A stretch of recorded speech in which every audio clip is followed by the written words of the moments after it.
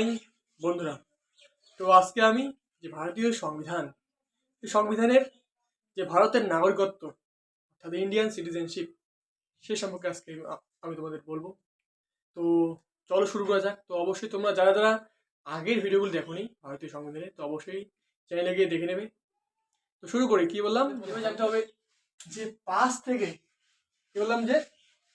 সংবিধানের 5 থেকে 11 নম্বর ধারা যে আছে, 5 থেকে 11 নম্বর ধারা কি রয়েছে, তোমার ভারতের নাগরিকতা রয়েছে অর্থাৎ ইন্ডিয়ান সিটিজেনশিপ রয়েছে। এবং যদি বলি যে সংবিধানের 2 নং কি বললাম, সংবিধানের 2 নং অংশে রয়েছে এই তোমার ভারতের তোমার নাগরিকত্ব। এবং তোমাদের জানা উচিত যে সংবিধানের শুরুতে তোমার 22টি ছিল অংশ, বর্তমানে আছে 25টি অংশ আছে। তো কি বললাম যে 2 নং অংশে রয়েছে কি এই ভারতের নাগরিক। যদি বলি যে তোমার কোন তালিকায় রয়েছে, এটা হবে কি কেন্দ্রীয় তালিকা। কি বললাম যে কেন্দ্রীয় তালিকায় রয়েছে এই তোমার ভারতের নাগরিকতা। কি বললাম, কেন্দ্রীয় তালিকা। যে এই যে নাগরিকত্বের ধারণা, ঠিক আছে, এই নাগরিকত্বের ধারণা প্রথম কোন দেশে এই ধারণার উৎপত্তি হয়।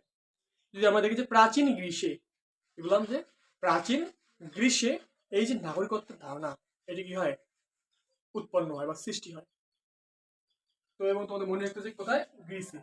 এবং যদি আমি বলি যে ভারতে কি ভারতের যে নাগরিকত্ব সেটা কি, এক নাগরিকত্ব রয়েছে কি ভারতে।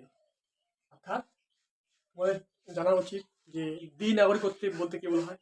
অর্থাৎ সাধারণত তোমার যারা যুক্তরাষ্ট্র থাকে কি, সেখানে কি মানে দ্বি নাগরিকত্ব থাকে, ঠিক আছে, বা দ্বৈত নাগরিকত্ব থাকে। যেমন আমেরিকায় যেটা আছে এবং সুইজারল্যান্ডে কি রয়েছে, দ্বৈত নাগরিকত্ব রয়েছে। অর্থাৎ একটা তোমার নাগরিকতা কেন্দ্র রয়েছে, একটি রাজ্য কি একটি আলাদা করে নাগরিকতা রয়েছে।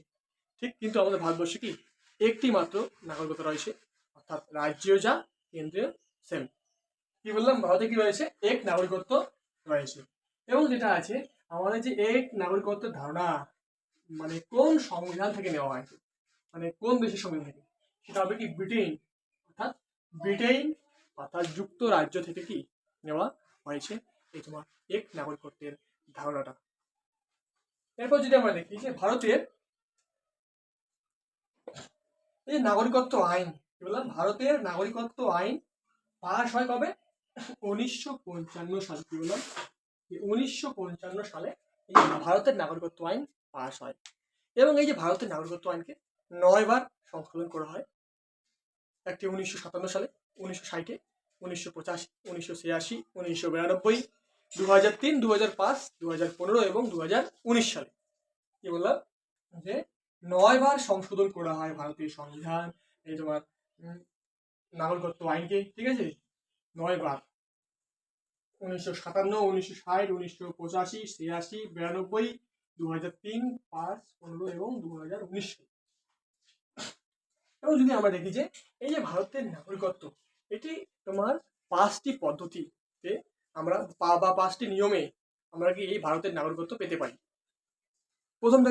প্রথম হচ্ছে জন্মসূত্রে, এরপর বংশানুক্রমে পেতে পারি, এরপর ভারত ভুক্তির মাধ্যমে পেতে পারি, দেশীয়করণের মাধ্যমে পেতে পারি, এবং রেজিস্ট্রেশনের মাধ্যমে বা নিবন্ধীকরণের মাধ্যমে পেতে পারি। কি বললাম, প্রথম যেটা আছে যে জন্মসূত্রে আমরা পেতে পারি নাগরিকতা, ঠিক আছে। আরেকটা আছে কি, অর্থাৎ বাই বার্থ, এবং বংশানুক্রমে অর্থাৎ ডিসেন্ট, ওকে, ডিসেন্ট। এবং তোমার নিবন্ধীকরণ অর্থাৎ রেজিস্ট্রেশনের মাধ্যমে পেতে পারি। এরপর যেটা আছে স্বাভাবিককরণ বা ন্যাচারালাইজেশন, স্বাভাবিকরণ বা দেশীয়করণ বলতে পারো, বা ন্যাচারালাইজেশন বলতে পারো।